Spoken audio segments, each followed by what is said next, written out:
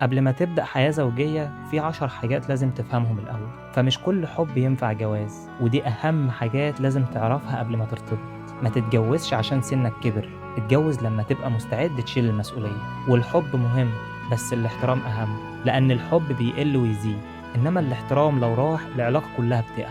واختار شخص تقدر تختلف معاه، مش بس تضحك معاه. وما تدخلش الجواز بعقلية هغيرها بعدين، فالناس نادرا ما بتتغير. والجواز مش هروب من الوحدة، الجواز شراكة حياة كاملة. وما تبصش للشكل وبس، دور على الأخلاق والعقل وطريقة التفكير.